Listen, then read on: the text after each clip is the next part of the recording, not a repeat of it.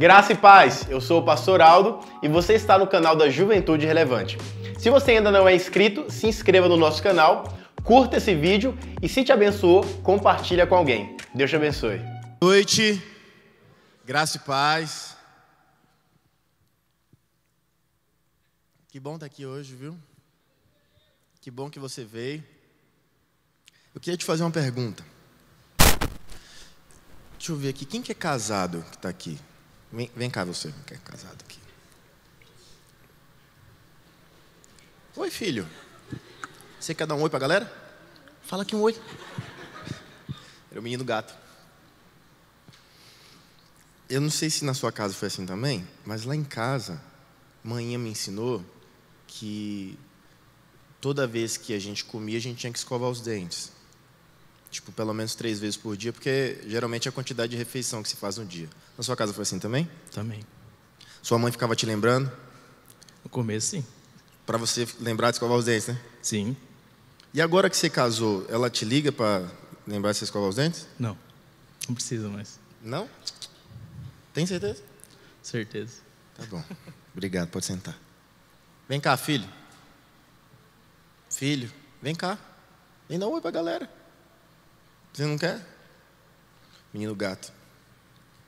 Interessante, né? Porque lá em casa, os meus pais me ensinaram por muito tempo. Tem que escovar os dentes, tem que tomar banho. Tem coisas que os pais têm que ensinar por um tempo e depois eles já não ensinam mais. E hoje que eu sou casado, eu tenho uma aliança com uma pessoa, com a minha esposa, e ela não precisa ficar me lembrando que eu tenho que ficar escovando os dentes, nem ficar tomando banho. Isso é natural. Já é uma pressuposição da minha esposa que eu já saiba fazer isso. Eu queria que você abrisse sua Bíblia, por favor. Em Malaquias, no capítulo 3, versículo 10. Tudo bom, banda? Tudo jóia? Vem, filho, comigo. Menino gato, menino gato.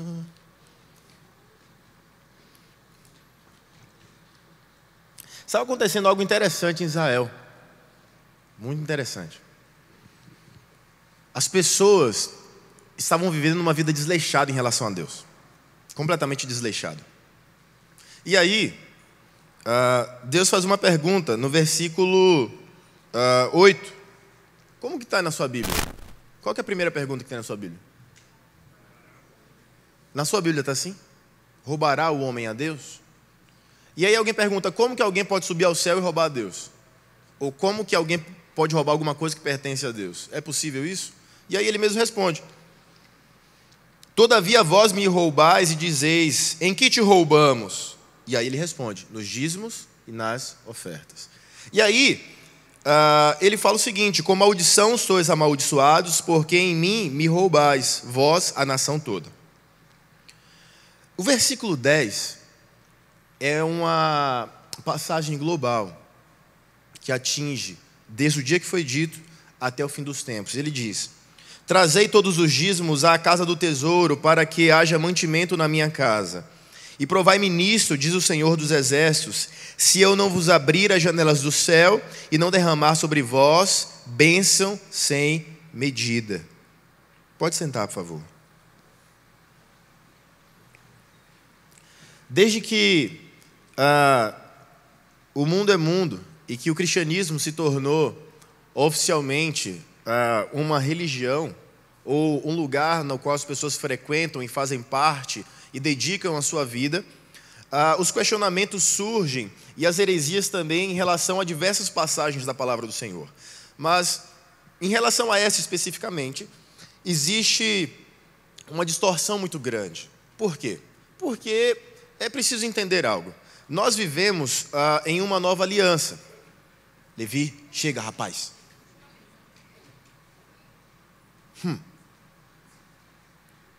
Dou-lhe o cacete em você, você vai ver. Se você tem filhos e não bate seus filhos, você está criando eles errado. Desça o cacete com amor nos seus filhos. Ah, mas eu sou contra. Então depois você tira ele da prisão. Nós vivemos uma nova aliança em Cristo Jesus. Eu não deixei de escovar meus dentes porque eu tive uma aliança com a minha esposa. São princípios. São princípios. Na nova aliança em Cristo Jesus, ele fala: eu vim para cumprir a lei. Quando você tem um pouco mais de paciência em estudar a palavra de Deus, você vê Paulo falando que a lei é boa. Você nunca vê em nenhum momento da Bíblia, a Bíblia falando que a lei ela é má. Ela só não tem mais validade. Mas ela não é má. A lei trouxe o mundo até Cristo. Toda a lei ela apontava para Cristo. Quantos aqui dirigem, seja moto ou carro? Quantos de vocês já tomaram uma multa de trânsito por excesso de velocidade? Então, os radares ali do Parque dos Poderes, eles estão todos desativados, eu acredito. Porque se não estiverem, eu estou lascado, eu vou ser preso. Eu não vou ter minha carteira caçada, eu vou ser preso. Porque eu passo numa velocidade que o mínimo é 30, eu passo a 90. É o que dá para passar. Se desse para passar mais, eu passava. Mas não é culpa minha. É que eu estava atrasado para o futebol. O futebol é muito importante. Porque quem chega primeiro, joga primeiro, entendeu? E aí o meu nome sempre fica por último. Eu sempre sou o último a entrar no meu próprio futebol, cara. É terrível. Vou criar um futebol com pessoas que deixam eu jogar na frente. Eles são muito injustos comigo. Quem já tomou multa de excesso de trânsito, nunca foi lá onde tomou a multa e destruiu o radar. Você já foi lá? Radar miserável. Seu radar infeliz, você acabou comigo. Por causa de você eu tomei. Foi por causa do radar? Quem estava apertando o pé lá no acelerador era o radar? Foi a lei? Não, foi você. Você saiu do enquadramento que a lei tinha. Quando Deus criou a lei, Ele não queria amaldiçoar o homem, Ele queria abençoar o homem. Mas quando Ele mandou Cristo, Ele não queria abençoar só o homem, Ele queria salvar o homem. E de fato foi feito, e de fato é. Nós somos salvos pela graça salvífica de Cristo. Mas uma coisa é certa, Jesus Cristo pagou um preço na cruz para que você fosse livre do pecado e não das suas obrigações como um cristão e filho de Deus. O preço que Ele pagou na cruz não foi para te livrar das suas obrigações, foi para te lembrar que apenas através da graça você consegue cumprir as obrigações que se tem. Porque de você mesmo, ou através do seu corpo, ou através da sua mente caída de um pecador, você não consegue cumprir aquilo que Deus estabelece para as pessoas. Através de Cristo, sim. Através da mudança que Cristo nos causa, nós conseguimos cumprir os mandamentos. Jesus, Ele pagou um alto preço por você na cruz, não para que você vivesse uma vida desregrada, uma vida desequilibrada, nem que você fosse irresponsável, muito contrário, o oposto disso. O preço que Cristo pagou na cruz e o relacionamento que Ele tem contigo é para que você consiga, através dEle, cumprir todas as ordens que Deus já deu desde o princípio do mundo. Eu tenho estado muito preocupado ultimamente, porque as redes sociais dão voz a algumas pessoas que talvez não devessem ter voz em certos momentos. Isso é muito complicado. O meu avô costumava dizer que quem tem caneta escreve o que quer. Não significa que aquilo que está escrito está certo. Não significa que aquele vídeo postado é correto. Não significa que porque uma pessoa ela é famosa, o que ela fala está correto. Muito pelo contrário. O que a Bíblia nos ensina é para nós provarmos o Espírito. É para nós testarmos, provarmos se o que aquela pessoa está falando está de acordo com a palavra de Deus ou se aquilo é uma distorção plena, para que as pessoas que estão ouvindo se sintam confortáveis em viver aquilo. Deixa eu te dizer algo, o Evangelho não é confortável. Se você quer conforto, viva a sua vida sem Cristo. Cristo te chama para uma vida completamente desconfortável. Porque o caminho que Ele nos propõe a trilharmos é chamado de estreito. Oi?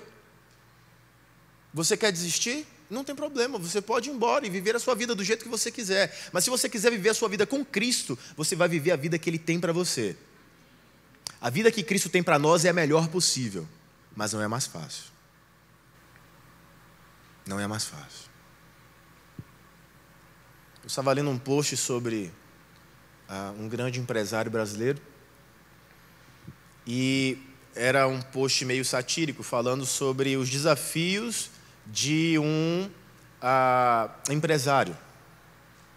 O empresário, ele não tem carteira assinada. O empresário, ele não tem horário para chegar e para sair. O empresário, ele não tem férias, ele não tem auxílio de nada, ele não recebe seguro de saúde, ele não tem nada. É ele, e o que ele produz é dele. Se ele não produzir, ele não tem nada. Não é fácil ter uma vida de empresário. Nós sabemos disso, principalmente no Brasil, porque as leis parecem que apoiam o empresário a viver uma vida sem ser correta. Se você quer ter uma vida de fato relevante, que agrada o coração de Deus, você vai usufruir de tudo que está na Bíblia inteira. A Bíblia funciona para quem acredita na Bíblia. E se você quer esquartejar a Bíblia para viver pedaços dela, você está vivendo uma seita e não o cristianismo. Porque o cristianismo começa em Apocalipse, em Gênesis, e não termina em Apocalipse. Ele vai continuar até a eternidade. A Bíblia é, do início ao fim, o nosso livro de fé e prática. Não é um livro romântico, não é um livro de histórias. O livro que nós carregamos, chamado Bíblia, esse compilado de 66 livros, é um livro que deve gerar no leitor uma ação e não uma estagnação. Em Malaquias 3,10 diz para Israel levar os dízimos até a casa do tesouro. E aí as pessoas perguntam: o dízimo vale para nós até hoje? Vale. Por quê? Nós não estamos numa nova aliança? Estamos. Quebre princípios. Sabe como é que você quebra princípios? Existe uma lei chamada a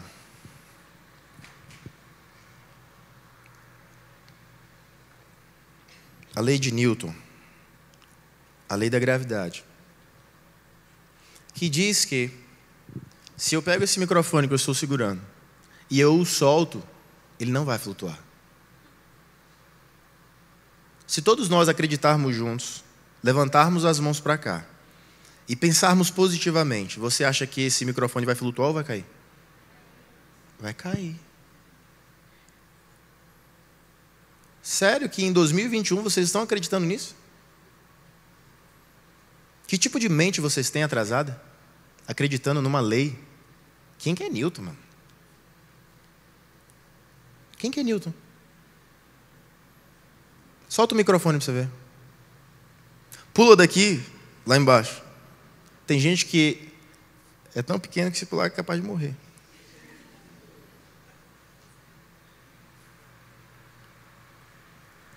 Sabe qual é o problema das pessoas? Quererem viver um evangelho de acordo a si próprio. O evangelho é de acordo com Cristo, não de acordo com o que você pensa. A Bíblia não te faz perguntas. A Bíblia não te pergunta: o que você gostaria de fazer hoje? A Bíblia não é a Siri do celular. A Bíblia não é a Alexa. A Bíblia não é o Google que te pergunta: o que você gostaria de fazer hoje? Lembre de levar a sombrinha, porque hoje vai chover. A Bíblia, como meu pai falava, é o jornal de amanhã. Ela vai nos ensinar a trilhar uma vida de sucesso nos princípios que já estão estabelecidos. Uma coisa é certa, e nós não temos o tempo que eu gostaria de ter para nós explicarmos tudo. Mas uma coisa fica clara na Bíblia e no Novo Testamento. No Novo Testamento. Todos devem dar e dar com alegria. Está na Bíblia, certo? Está no Novo Testamento. A gente não vai abrir todos os textos agora. 2, todos devem dar com generosidade. Em relação a isso, alguns hereges dizem: o dízimo é coisa do Antigo Testamento. No Novo Testamento a gente tem que dar tudo. E você dá tudo? Nunca vi ninguém dando tudo. Não, na nova aliança tem que dar tudo. Então dê. Não viva com nada. Trabalhe o mês inteiro, dê 100% do seu salário. E viva de brisa. De luz. E vire uma plantinha do Senhor. Tem pessoas que levam aquela música Sou uma Florzinha de Jesus muito a sério. Qual que é o problema? Não é para dar tudo? Então dê tudo. As pessoas, elas querem refutar princípios, mas elas não conseguem porque é impossível.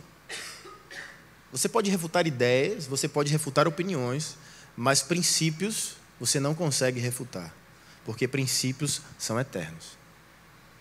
3. A Bíblia nos ensina a nós darmos com proporcionalidade. Todos deem com alegria de acordo com aquilo que recebem ou com aquilo que têm. Ok. Isso é o Novo Testamento falando. Então vamos de trás para frente. Se você tem que dar com proporcionalidade, generosamente, e todos devem dar, o que é isso? É o dízimo. Sabe por que o Novo Testamento não fala sobre o dízimo? Porque o dízimo já era uma cultura intrínseca nas pessoas. Jesus não veio ensinar o dízimo, Jesus veio salvar pessoas. Por quê? Quando Jesus veio, o dízimo já era um princípio estabelecido. Ele não veio ficar reforçando princípios. Ele veio dizer, eu vim salvar você que não conseguia se salvar sozinho com nenhum tipo de oferta que você conseguisse levar até o santuário. Eu vim salvar você e não tirar de você as bênçãos que você pode alcançar cumprindo os princípios que já estão estabelecidos. Então, todos devem dar generosamente, proporcionalmente. Isso é o dízimo. Você precisa entender algo. O dízimo, ele é um referencial. 10% é um referencial. Não é um teto, é um mínimo. É o chão. Então, se você acha que 10% é muito pouco, porque você vive na graça, dê 90% e viva com 10%. Qual que é o problema? Nenhum. Só que de repente os 10% que você ganha não consegue sustentar o mês inteiro. O que Deus estava fazendo? Deus estava ensinando o povo a ser um povo generoso. Porque por si só nós não conseguimos fazer isso constantemente. Ninguém consegue fazer isso. Quem que recebe presente de aniversário todo mês? Não, todo mês eu vou te dar um presente de aniversário, mesmo seu aniversário sendo só no dia que você nasceu. Isso não existe, esse tipo de generosidade. Mas no dia do aniversário a gente gosta de dar um presente legal para as pessoas que nós amamos. Deus não é o tipo de pessoa que precisa de presentes. Deus é Deus. E o que Ele quer ver em nós, seus filhos, são princípios que Ele estabeleceu sendo cumprido por nós. O dízimo é um princípio. E é o único lugar na Bíblia em que Deus abre a oportunidade para o homem prová-lo. Me testem, dizimem e provem o quão bom eu sou com aqueles que cumprem os meus princípios.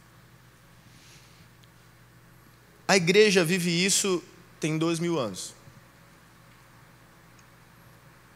As heresias surgirão até a volta de Cristo. Inclusive, tem alguns que acreditam que Jesus já veio e a gente está aqui só no Somebody Love.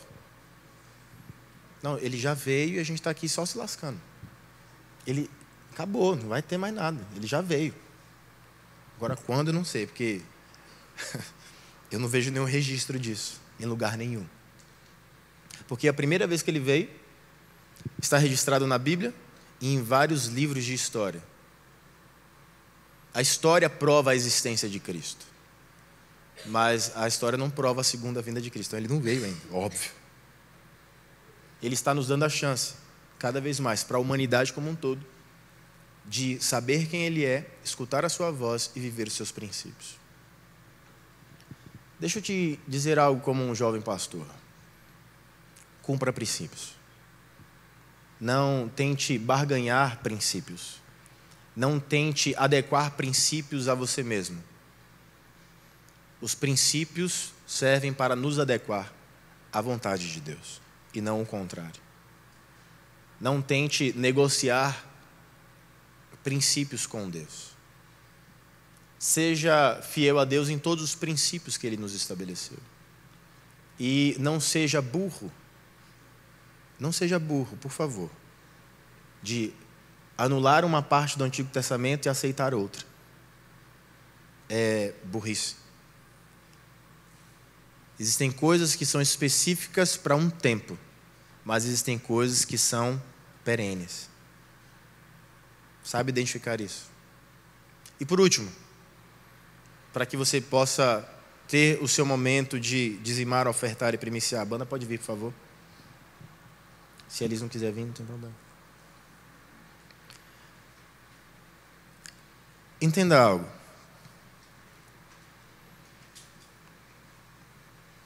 Esse padrão estabelecido por Deus é o mesmo padrão que Ele usa em várias outras questões da nossa vida. Em todo o hemisfério, o dia tem 24 horas. Em todo o hemisfério, tirando os polos, em alguns momentos, tem dia e noite. Em todo o hemisfério, existe todas as estações. Em todo o hemisfério, nós temos horas, minutos e segundos. Isso é um princípio estabelecido por Deus que foi descoberto pelo homem. Mas ele sempre existiu. Sempre. Quem já estudou latitude e longitude na escola lembra disso. O meu desejo não é que você viva aquilo que está na sua cabeça. Porque se você viver só o que está na sua cabeça, é possível que você não viva mais. Mas se você viver aquilo que está no coração de Deus, é possível que você marque a sua geração e o seu nome seja lembrado para sempre. O meu desejo é que nós, como juventude, sejamos de fato relevantes em todas as coisas. Que nós não possamos abrir as nossas bocas para tentar falar mal ou negociar qualquer tipo de princípio que exista e qualquer coisa que Deus tenha deixado para nós como mandamento. Eu queria orar por você agora. Eu queria que você fechasse seus olhos, por favor. Deus, nós entendemos que os teus princípios são imutáveis. Deus, eu te peço que, por favor, o teu Espírito Santo venha colocar uma paz em nossos corações, sabendo que os princípios estabelecidos por Senhor, antes ou depois de Cristo, são princípios imutáveis. Nós sabemos que o Senhor Jesus veio à terra para cumprir os princípios que o Senhor Deus já tinha estabelecido. Deus, nós entendemos que sem a graça nós não temos relacionamento com o Senhor, porque a graça nos proporciona saber quem Cristo é, ter um relacionamento com Ele, e dessa forma ter um relacionamento com Deus. Que os nossos corações possam estar focados no Senhor, e que a nossa esperança seja que o Senhor é fiel para cumprir tudo aquilo que o Senhor já prometeu. É no nome de Jesus Cristo, aquele que se faz presente, que eu oro. Amém. Você pode vir à frente, dizimar, ofertar e primiciar. Deus te abençoe.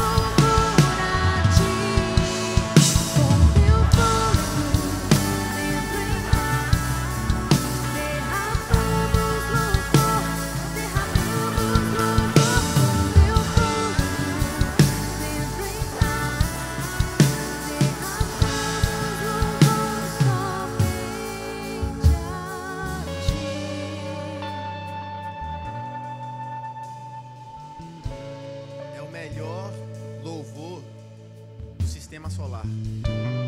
É o nosso. Meu Deus do céu. Se tiver outro, só os extraterrestres, bicho, porque nessa galáxia não existe. Deus, eu te agradeço por este momento maravilhoso, em que podemos cumprir os princípios que o Senhor já estabeleceu para nós. Deus, que as portas do céu se abram sobre nós, que as tuas grandes bênçãos nos alcancem e que possamos falar de tudo que o Senhor tem feito por nós. É no nome de Jesus, aquele que vive e reina, que eu oro. Amém. Obrigado, time. Vocês são demais.